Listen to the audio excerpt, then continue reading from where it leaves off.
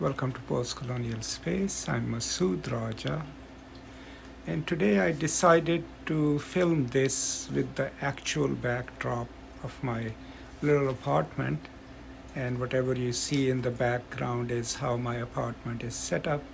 So I thought maybe I should use this as a backdrop to today's conversation. Let me know what you think about it. So I thought today I should offer a sort of a reflection piece about my own trajectory as a soldier and then as a scholar.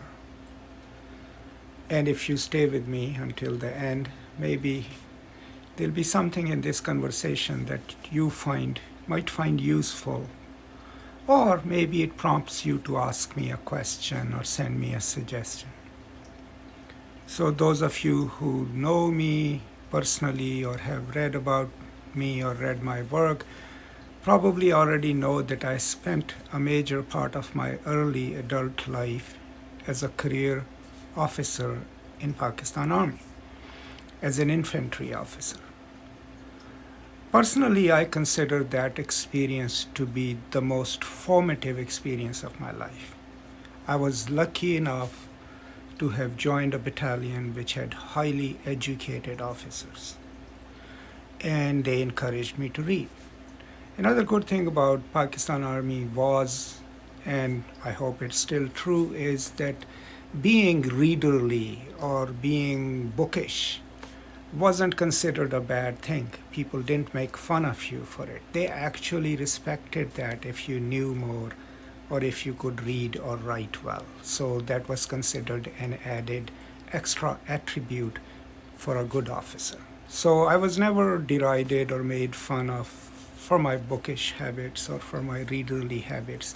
They were actually encouraged. But I think the biggest thing that I learned from my experience in Pakistan Army was sort of a sense of honor. Slightly archaic, but kind of a sense of honor, which also comes from my family, of course, but also through my military career, was this sense of being obligated to my own words, sense of taking care of the people around me, being responsible for them, and trying to help them as much as I can. These are some of the things that I brought with me when I came to America. That's why when I talk about cross-cultural experiences with my students or friends, I tell them that, when you relocate to a new location, the tendency probably is to abandon everything that you brought with me and adopt the new. But I think a better approach would be, consciously or unconsciously, is to keep the best of your own culture and then take the best of your host culture, and then I use this term quite often, cobble together a self.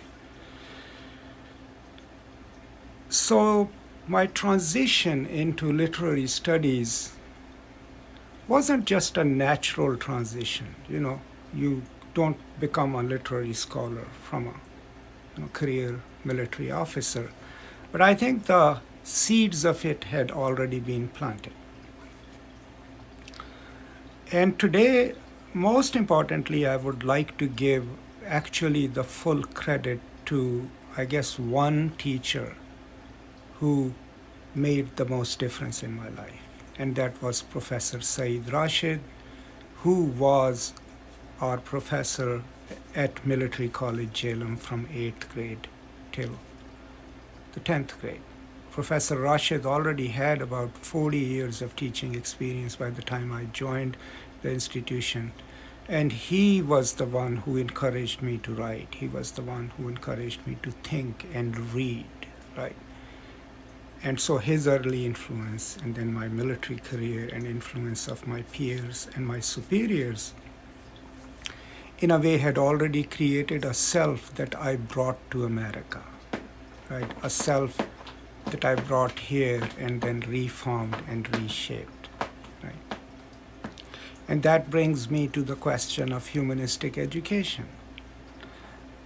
I mean, a lot of people look at it pragmatically. If I get a PhD, I'll get a job, or if I learn this, I would be able to write better.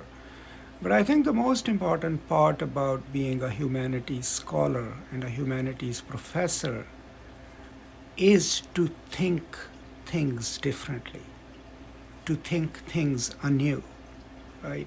To not just be pedantic, but to learn from your students. And what do we learn from our students? What's the best way we can teach them? Who else can teach us how to teach more effectively than our students if we ask of them? These are all the things that I've adopted over here. And right now, I'm at a weird space in my career, right? I still know I have a lot to contribute. But part of me is also getting tired of not the students ever, or tired of teaching or even publishing, but tired of things that I've experienced with people. Maybe I've had differences of opinion with them. And that has brought me to a point where I am actually thinking about maybe doing something else, right? And I would like to point out here that in the last 2 years, other than my students, right, and my family and people who love me, this medium, right, where I sit in front of this camera and record these conversations to share with you, actually this medium, YouTube, and putting my materials out there and getting that gift of recognition from you through a comment, right, through a point that you have made, has been probably one of the most important things other than family and others that has sustained me. And it has taught me something. It has taught me that the more generous we can be with what we know, and the more widely we share it, the more we get the needed recognition through the gaze of the other, as Bakhtin would say, because that's crucial in stabilizing our personal identities. It's crucial in telling us that we matter in this world, and that what we do has some significance, some importance. So overall, I look at my life and I spent a bulk of it as a career soldier, as trying to do my best. But I think this second part of my life, this being a teacher, a professor, a scholar, a student, a YouTuber, right? I would consider it to be more fruitful in a way that I think I have been able to have more of an impact. Not in the grand scale of things, but if you come to my channel and just watch one video and it answers one question, right, that is enough, right? I had absolutely the option of not doing it, right? But I decided to do it selfishly because I thought some people will use it and then will give me the gift of recognition, gift of gratitude, whatever. But having done this, I feel like, I think, in a way, in the long run, whether I work formally at an institution or not, I have found this niche, which is teaching, right? But through a different medium, to wider audiences. And I think what's crucial here is for me to remind you that you are not just the passive recipients of whatever I record. You are the people that I imagine and talk to in these videos. But more importantly, you have an active role in this process, and that role is that you watch these videos, you share them, but also sometimes when you have time, you leave me a comment, right? A thank you here or a question over there. Remember, that is what makes this entire experience worthwhile, because it tells me that I'm not just throwing things into a deep well, that it's something material that travels, that people use, that they find useful, that they have questions about. So I know I started this video with a promise as to how I made that transition from the army to humanities, and it has gone into this whole other area. But My idea is that the transition was easy for me because I was already looking for what is it that I would like to do with my life. And I always loved teaching. Even in my military career, I preferred to teach at the School of Infantry. So I think that transition into the academy and then into humanities, to me, even though I had to work towards it, kind of was a natural transition. It was something that I was prepared for, something that I looked towards.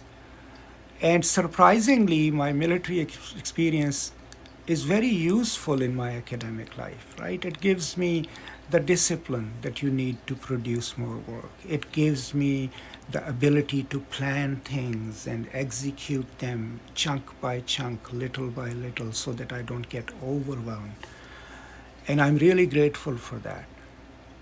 But overall, I would say that teaching literature, writing about it, talking about literature and social justice and human life, I found it to be really rewarding. And I highly recommend that if it inspires you, do study it, do teach it, right? You know, chances are you're never going to be rich, but hey, your life will be richer. So that's all I thought I should share today, this rambling um, about my life, what it has been, and what I do with it as a scholar, as a teacher, as a writer. I hope at least this didn't bore you to death. Let me know what you think. As always, if you have any questions, send them my way. And thank you so much for your patience in hearing me out and for always being there for me. Please stay safe, take care of each other, and as always, from me to you, peace and love.